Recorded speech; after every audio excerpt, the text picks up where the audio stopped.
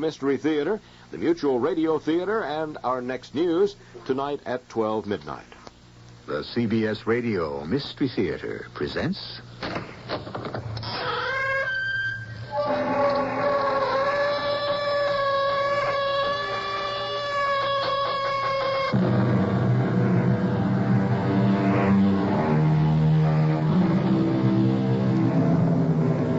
Come in. Welcome. I'm E.G. Marshall. Have you ever played the game of wondering where and when, if you had the choice, you would have picked to spend your life? Most of us probably might settle for today and where we are. The more romantic among us might opt for some favorite era we view through rose-colored glasses. The Greek or Roman Empire, the Renaissance, Shakespeare's England. But the adventurers would turn their eyes to the future, the unimagined and the unimaginable. What might some distant tomorrow be like? You mean wipe out any inhabitants that are there, General Varden? Exactly, Dr. Tremaine. With the robots I build for you? Suppose I refuse? That's a lovely wife you have, Doctor. A little young for you. But then so exquisitely desirable all the more. It would be a pity for anything to happen to her.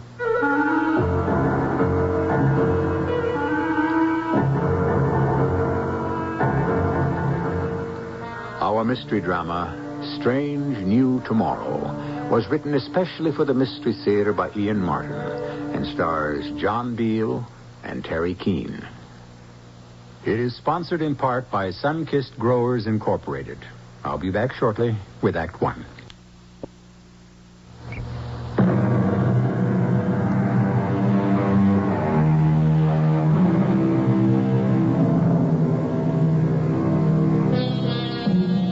We're about to bring you a time that none of us will ever know, or our children, or our children's children, or generations of them to come.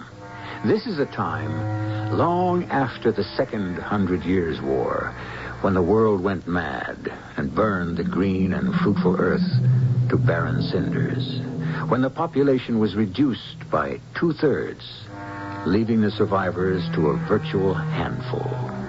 This is a time of an absolute autocracy, a state in which every individual is born by selective breeding and condemned by the state to function only in the area prescribed for him or her. This could be what the future will be like. Ralph? Yes, Una, dear? It's time for your medicine. Oh, you don't have to act like a wife when we're alone. It can wait. I want you to take it. You need it. I may need it, but it won't help. In a minute. What are you looking at? The return of the conquering hero. Leader of our regiments, defender of the faith, General Mark Varden. Homeward the heroes from the hunt. Pirates and freebooters all. With their living plunder. With not one grain of moral sense. And not the compassion of one heart among them.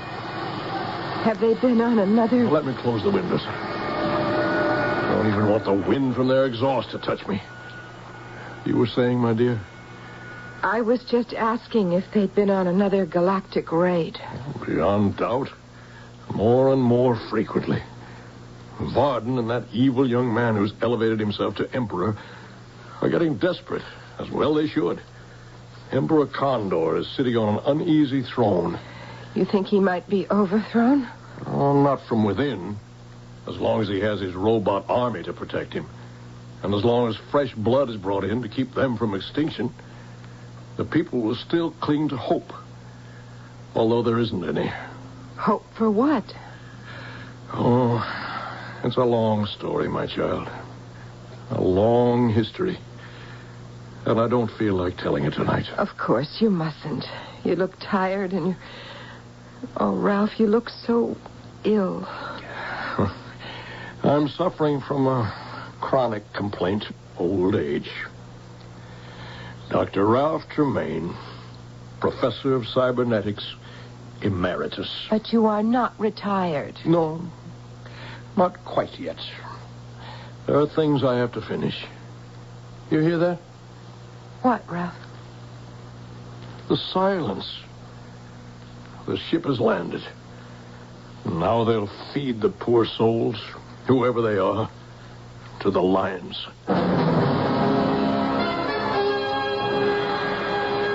Your Majesty, Greetings, General Barton. You're returned, I see. bringing with me another glorious victory to lay at Your Majesty's feet. Oh, spare me all that nonsense. Were you successful in your task? You can see for yourself if you'll allow me to tune in the viewing screen. Very well. You were gone an unconscionable time. These missions get more and more difficult. Why? Let me show you the fruits of this one first. There. It's coming into focus now. There's the latest catch. Mm-hmm. And where are they from? Rubos, a planet in the 9th galaxy. You had to go so far afield? As I said, it becomes more difficult all the time. Galaxy after galaxy is patrolled by police craft seeking us out. Only the black light envelope has kept our identity secret this long. Even then, I must slip through time warp after time warp to avoid discovery and recognition. What do they expect? We must raid them to keep our race alive, to maintain enough population to keep the whole fabric of existence viable. You know my answer to that, Majesty. No, General, no. I don't want to listen to that now. Perhaps these bodies milling about down in the square there will be the answer at last. Yes, tell me more about the planet. Rubos? It's a large planet, about the size of Jupiter in our solar system. Its distance in relation to size is approximately the same as our planets from our sun. The climate and the animal life is also analogous. Well, they look healthy enough and similar enough. Intelligence? Their average IQ is a good deal higher than ours. What? And their scientific capabilities considerably more advanced. We were lucky to make our raid and escape unnoticed. We were almost intercepted. Their communications must be magnificent. We were in a very remote part of what is a very large planet. And yet they were almost on us as we took off. Well, were you recognized? I hope not. Unless they have instruments to pierce the black light curtain. But I think we got away. Excellent, excellent. Then I won't scold you for the handful that you've brought me. They seem to be first-rate specimens. Next time I'll... Emperor Condor. Yes, General Varden? There will be no next time. What?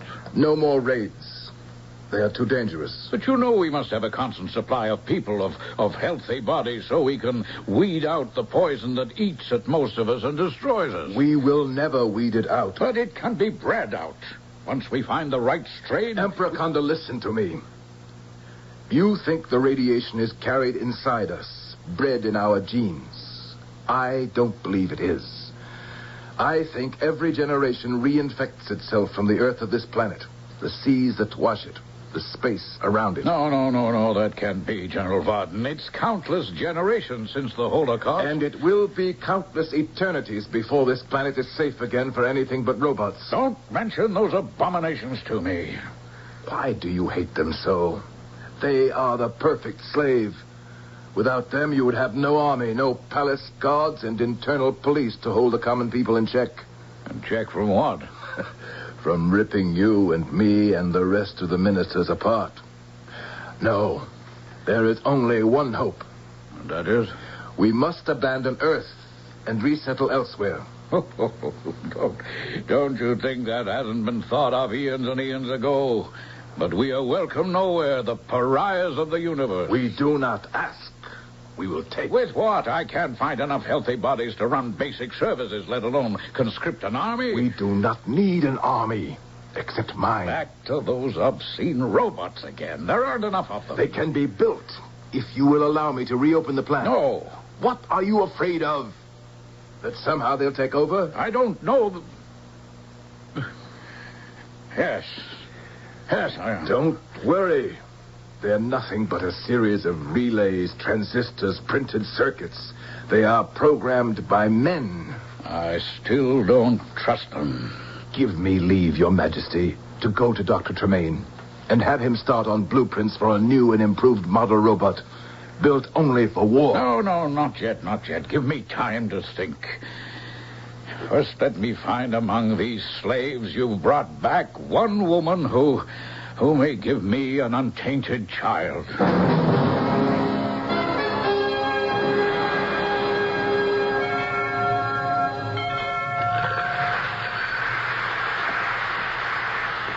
Yes? Quickly, I must not be seen. Close the door. Who are you? I am General Mark Varden. Close it.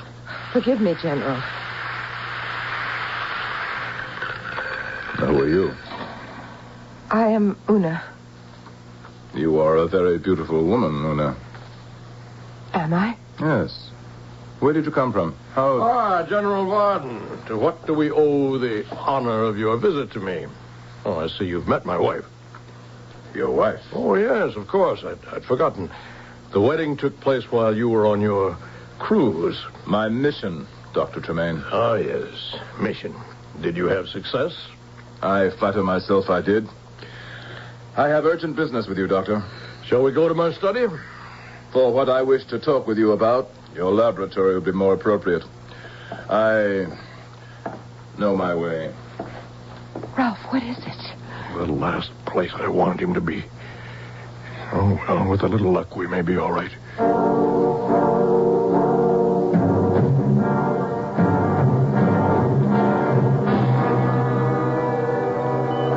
Close the door, Dr. Tremaine. Very well. And I'll turn off all this apparatus. No. I prefer to take no chance that what I have to say might be overheard. Well, at least let me lower the volume. Fascinating. What are you brewing here, Doctor? What are these machines? Computers, oscillators, electronic microscopes, calculators. All the impedimenta of anyone who studies cybernetics. The scientist studies only to learn how little he really knows. But you know how to build robots. Yes, but we're not building anymore. I want you to be ready. I want you to start building me a prototype designed only for war. Does the Emperor know of this? It is better the Emperor doesn't know of everything. Oh, I'd have to have his permission first before I embarked on this. I wouldn't want to risk offending him. You will be far worse off offending me, Doctor. General, I am an old man. I haven't long to live, so threats are of little use against me. I wouldn't be quite so sure, my dear Dr. Tremaine. I'm going to take over another planet in some other galaxy. A clean planet, untouched by deadly radiation like ours. Take over? You mean wipe out any inhabitants that are there? Exactly. With the robots I build for you? That's it. You are going to build me the army to fight it. And if I refuse? That is a lovely wife you have, Dr. Tremaine. No. A little young for you. It would be a pity for anything to happen to her. You wouldn't dare. Do not try me. One whisper to the Emperor of my plans. Any attempt from you to hinder them. Any refusal to do my will to the best of your ability. And I will have your wife destroyed and buried in a forgotten grave. Well, Dr. Tremaine, are we partners or not? The General's eyes are chips of granite, and Dr. Tremaine knows this man only too well to doubt that he means every word he says. Mark Varden may be human, but he is as soulless as any robot. What choice can the old man make? I shall return shortly with Act 2.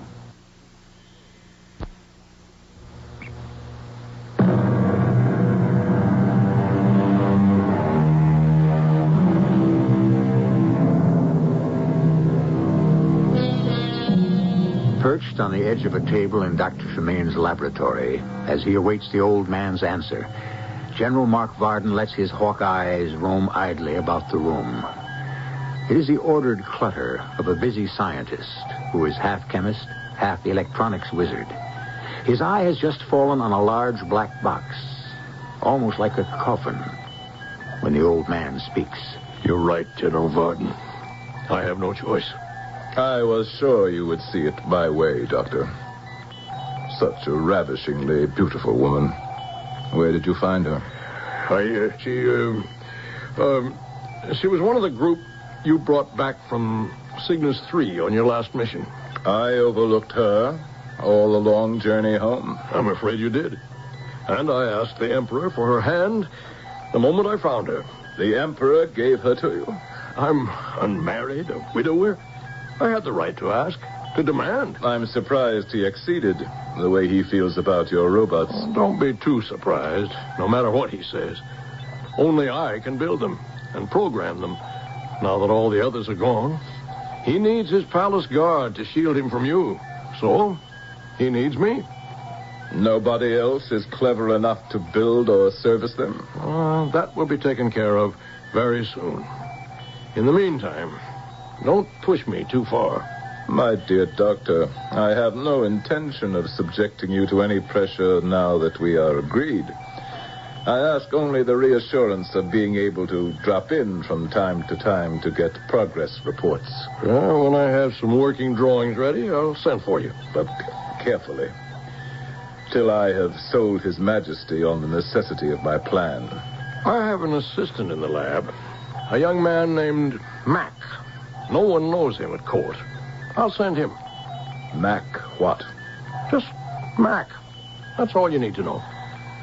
I'll leave standing orders for him to be admitted. Now I must leave you. Oh, by the way. Yes, General? You say you never stopped studying. Just what have you been working on while I've been gone? I don't think it would interest you very much. On the contrary. You're quite sure you haven't been developing some sort of special robot for His Majesty that just might upset the balance of power? What would make you think that? This curious box, big enough to hold someone my size, that looks like a coffin. The lid. It's locked. Well, naturally. What's inside this curious box? That box is lined with lead. Inside it are a group of highly radioactive rocks, which I use in certain biological experiments that I've been conducting to try to neutralize their effect on the body. Then I shall give it a wide berth. I wouldn't want to try their effect on mine. If I can believe you. Well, I'll give you the key, and you may open it. But only after I'm out of this room and out of this house. Well, come in. I'm sorry to disturb you, Ralph, but it's time for your medicine. General. That's quite all right, Mrs. Tremaine. I was just about to leave. Yes, the Emperor made you an extraordinary present. She's ravishingly lovely. Keep her that way, Doctor, at all costs. No, don't worry. I can see myself out. Is he really gone? What a dreadful, frightening man. He's all of that and more. I just had my medicine. I don't need any more. It was an excuse to come in. I knew you needed me. How? I don't know, except I always do. It's like a wave, a shudder, the pulse of some electric alarm. What did that awful man mean about the Emperor giving me to you? No, I don't want you to worry your pretty head. But I do worry. What do you think it's like not knowing anything about yourself or your family, where you came from or who your friends might have been? Just waking up suddenly at the age of 25 and just being. Well, you just have no memories. But why? It's a sort of amnesia. Did I fall? Hit my head? No, you... Look, I'll tell you what I just told the general. You know this shipload of unfortunate people he just brought back? That he captured as slaves? What he has condemned them to is tantamount to slavery. And worse. But why? Why did he steal people away from their homes? Because sooner or later, everyone on this planet dies of a form of sickness caused by nuclear radiation. The Emperor believes it is transmitted through the genes, and that by selective breeding to healthy stock, it can eventually be neutralized. Can it? No. Even if it were possible, this whole globe is one mass of radioactivity that would reinfect everyone again. Has it infected me?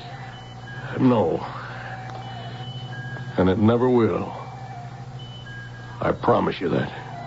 But the others, all those poor women I saw on the viewing screen. They'll be sold to any male who's not yet given any signs of having the sickness. What a terrible, cruel man to try to drag the rest of the universe down because of our misfortune. And it's all so futile. The Emperor won't believe it, but the cancer is already growing within him.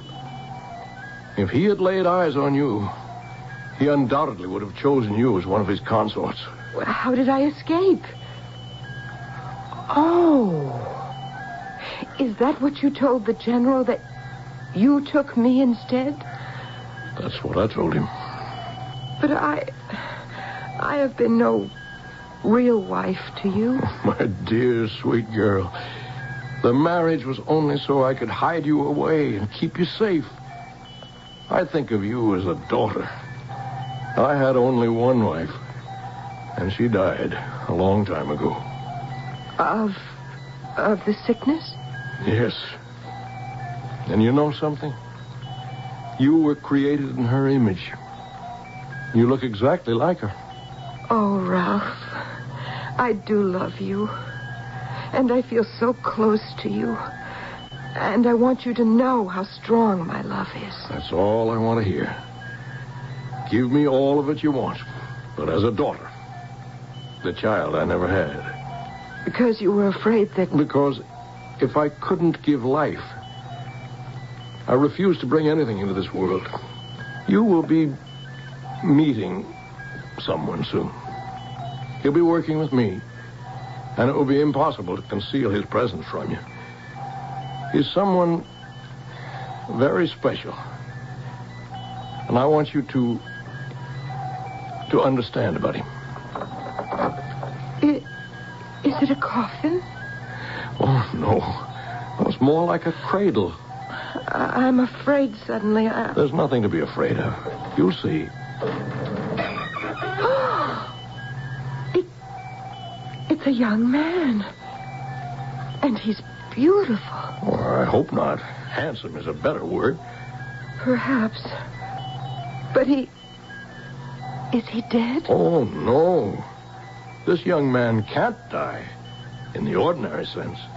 He is, in a way, immortal. I don't understand you. This young man isn't a human being.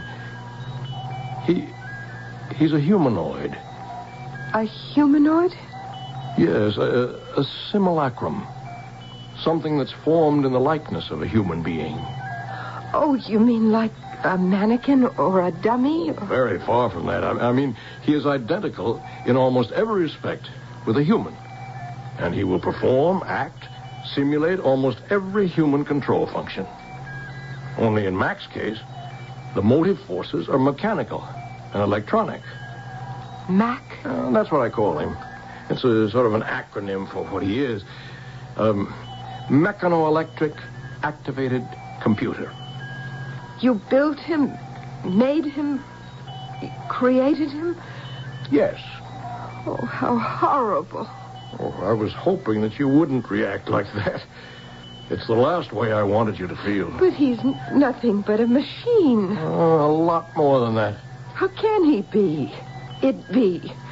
It's just a super robot, a thing. I don't think you'll feel that way about him when you meet him. I don't want to meet him. What are you afraid of, Una? I don't know. When I first saw him, I thought how beautiful he is. And my heart went out to him to be dead so young. And then you said that he wasn't, that he was immortal. And the strangest feeling just washed all over me and grew inside, all warm and tingling, and I couldn't understand it, but I wanted it to last forever. Now you tell me he's only a machine. I don't know, it's unclean. Somehow I want to cringe. Then you've got to meet him to get rid of that feeling. All right. But only for you, Ralph. Let me just set the instruments first. Now, just attach these electrodes. And step up the power. Watch, Una.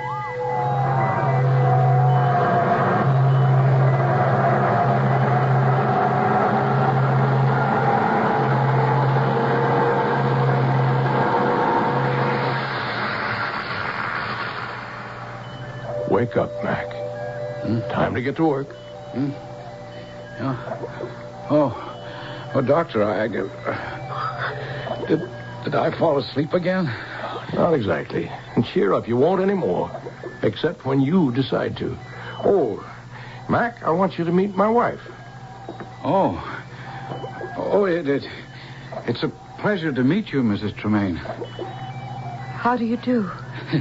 Just great. I mean, you're really something to wake up to. I told you he'd surprise you. I'm not surprised. I'm frightened. Of me? Well, why? I don't know. I just don't want to... I'm afraid to be near you. I don't want to be near you. Did I do something wrong, Doctor? No, I'm the one. I just hope there'll be time enough left to set it right.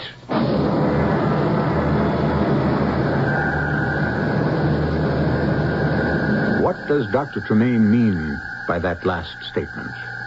And why should Mrs. Tremaine have this strange fear of this all-too-human humanoid? Or is Mac, the mechano-electric computer, something other than he or it seems? You're in for some surprising revelations in this bizarre history of the far-off future when I return shortly with Act 3.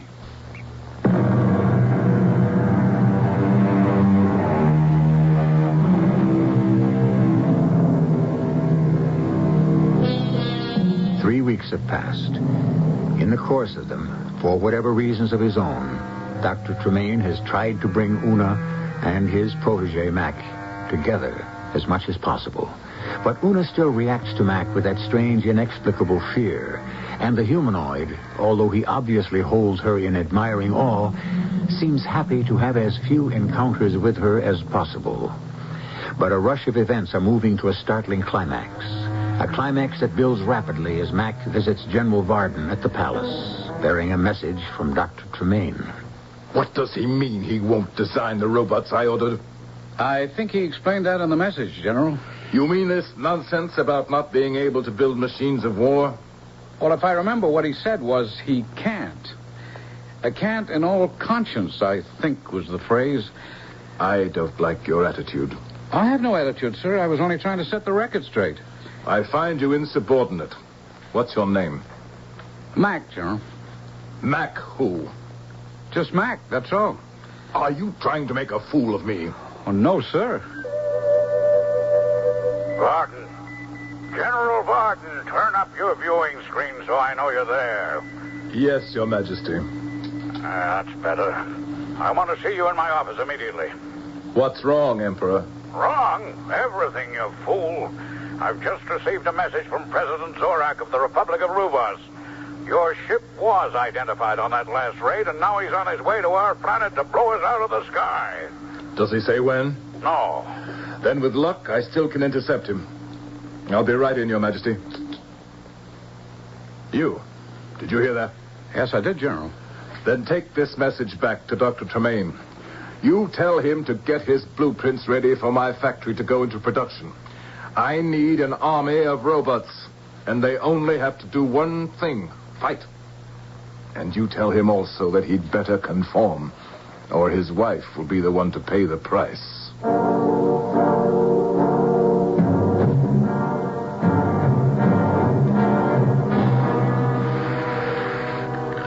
Mrs. Tremaine. Oh. I'm sorry if I startled you. Don't come near me. Why do you dislike me so? Look, I've got to see Dr. Tremaine first, but I would like... He's resting. I don't want him disturbed. Well, it's important. I have a message from the general. It can wait. Oh, but you don't understand. You're the one in danger. The general threatened... You don't have to worry about the general's threats. My husband got a promise for protection from the Emperor before he told him about General Varden's planning to build the robots in secret. My husband and I have nothing to fear from him. He should be under arrest by now. Does that satisfy you? Well, yes, no. What else do you want? I'd like us to be friends. So would I. But I don't think that's possible. Why don't you leave me alone? Just leave me alone. But, Mrs. Tremaine, Una! It's all right, son. Mac, I should say. Don't bother her now. Come in the laboratory. I need to talk to you. Explain some things.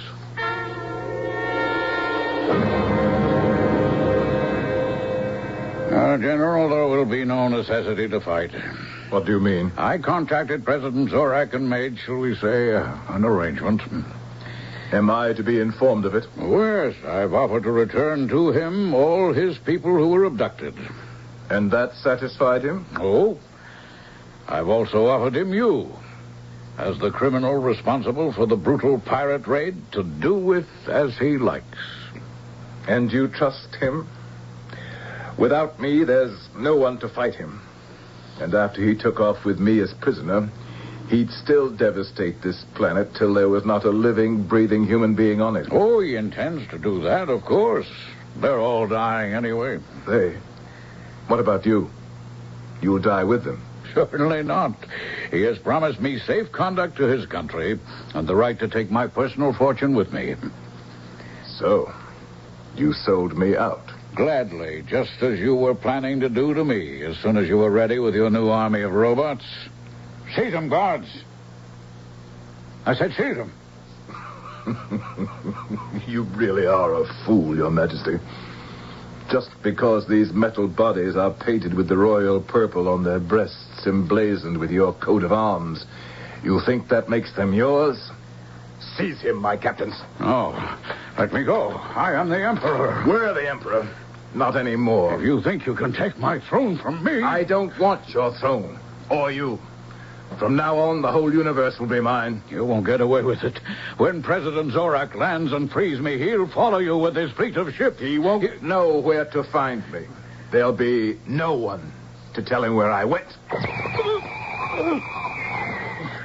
The king is dead. Long live the general.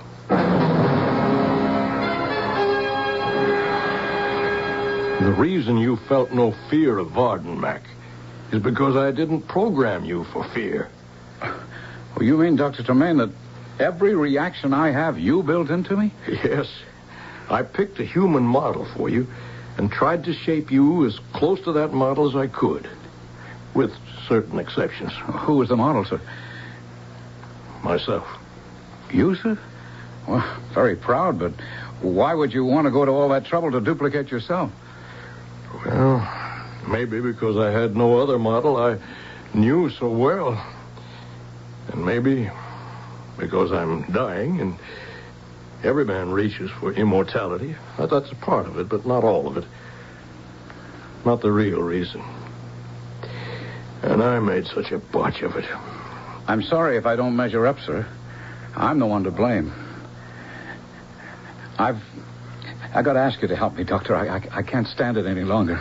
Oh, I'll help you in any way that I can. Then unmake me, sir. Destroy me. Dismantle me. Why? Because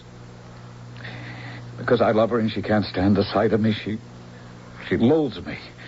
And I don't want to go on being knowing that. Why, Doctor? Why does she hate me so?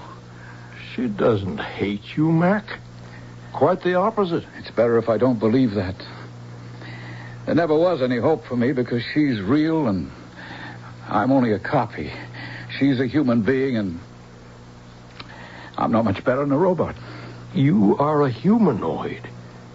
Something very special. and unique. The first man of your kind in the history of time. Still gives me no right to Una. Why not? She is the same as you. What? When I said you were the first man of your kind, I didn't mean the first creation. The first was a woman. Una. Una is like me? Una is like herself. Or, if you wish, like my wife. My real wife. My first and only one. I put into Una all the things I recalled about my wife. Sweetness, laughter, some tears, kindness, and the beauty inside that only makes the outer look more exquisitely lovely. And then I brought it to life. But I made one terrible mistake. What mistake? When she came to life, she was so full of the joy of it, the sheer delight in being, that I was awestruck. I didn't have the heart to tell her that she was just a machine. Yes. But you'll have to tell her sooner or later. I know. But I'm a coward. One part of me that I didn't build into you, Mac. I keep waiting for the right time, but... What's that? Front door, sir. I mean, who would ring like that except... It's General Varden. We mustn't let Una open the door. General Varden. How nice of you to greet me. Come, my love.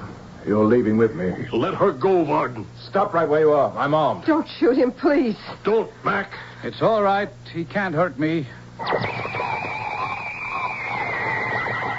I hit you point blank with the disintegrating ray. Let go of Una. Stay back. If you move one step closer, I promise you I'll turn the ray on her. Give me the gun. If I can't have her, no one shall. Una! I won't bother with the rest of you. Zorak is on the way here to blow you all to bits. I'll let him take care of you while I make my escape. You won't get away from me. Mac, stay where you are. No, what have you done? I can't move. He'll get away. Let him. But he killed Una. Don't be silly. He couldn't hurt her any more than he could you. You're not hurt, are you, Una? Oh, no. When he fired, I was so afraid. I blacked out for a moment. It's all right, Una. There's no need to be afraid anymore. He's gone. And I'm alive. He fired at me point blank. I felt the shock, but I'm alive. He also fired at Mac, and it had no effect on him. But Mac is a humanoid. Then that means that I'm a humanoid, too. Yes, child.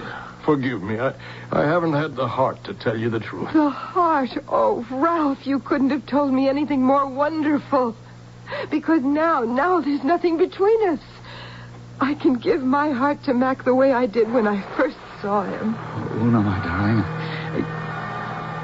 Why did you stop me and let him get away? I don't think he will. Listen. Zorak has caught him. General Varden has opened fire. That means that Zorak will know he's been betrayed. If he defeats the general, then he'll bomb us all to dust. I don't care as long as we're together, Mac. You don't have to care. He can't harm either of you. Oh. Doctor. What is it? It's the curse of this planet. Finally taking it. Come on, Una. Help me get him to bed.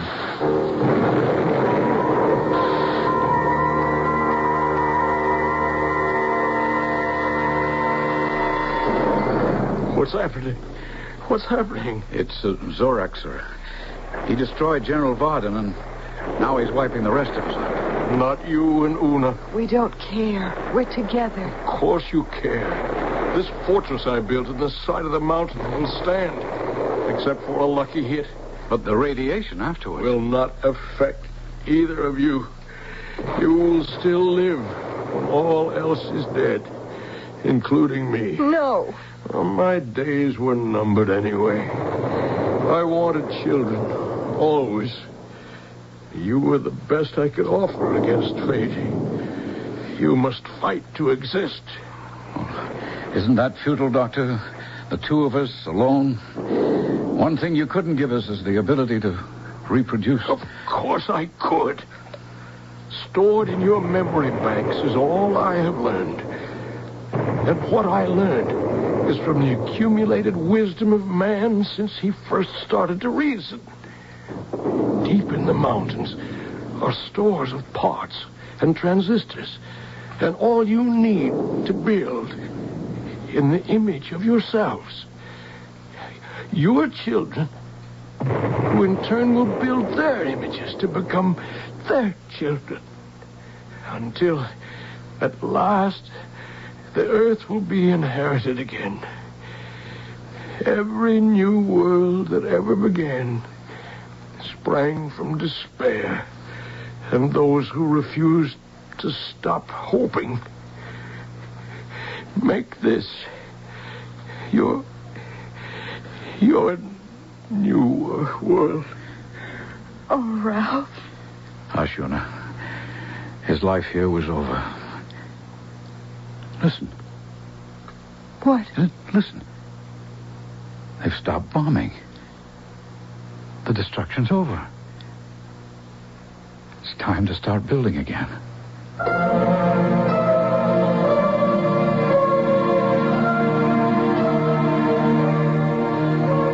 Is there a moral in this story? Ask yourself. The amoeba reproduces by separation, a flower by cross-pollinization, sponges and spores in their own spontaneous fashion. The animal kingdom is not the only one and holds no royal prerogative. Who is to say that tomorrow what we think of as a machine may not capture the future? When an orange says Sunkissed on the outside, you know it's juicy and sweet on the inside. Hey, Sunkissed sweet, it'll knock you off of your feet. It's so fresh and juicy, plump and heavenly. Hey, Sunkissed sweet. Sink your teeth into a big, bursting, sweet, succulent, scintillating, juicy, vibrant, luscious, lip-smacking, mouth-watering, tongue-tickling, sun-kissed orange. Hey, Sunkissed sweet. Minutes seem like hours when you sometimes have trouble getting to sleep. Wouldn't you like to get to sleep fast? Announcing new Unisom. A different generation sleep aid. The only one with doxylamine. To our knowledge, Unisom is the only non-prescription sleep aid proven effective in clinical tests. When you sleep better, you feel better. For occasional sleeplessness, take new Unisom. Use only as directed. CBS, we're gonna make your day. CBS Television is gonna make your day. As one of America's most popular daytime dramas, The Young and the Restless now becomes twice as special as it expands to 1 hour. Treat yourself to television's hottest dramatic show, The Young and the Restless, now a full hour every afternoon on CBS Television. Check your local listing for the right time. CBS, we're gonna make your day. I'm Susan Anton. It's a good feeling to sleep the night away on a perfect sleeper by Fiddle. Pillow Soft is the ultimate in sleep. Unique extra thick cushioning for heavenly comfort on top. Ultra firm support inside. Perfect sleeper Pillow Soft. Firmness that feels good. Be a perfect sleeper. Buy a perfect sleeper. Perfect sleeper by Fiddle.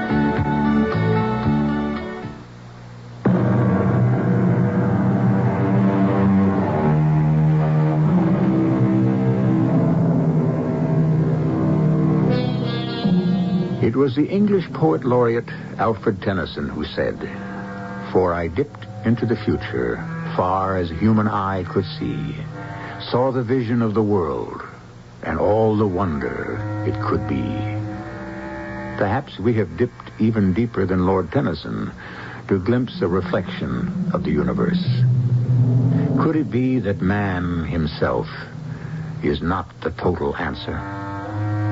Our cast included John Beal, Teri Keane, Gordon Heath, and Ian Martin. The entire production was under the direction of Hyman Brown.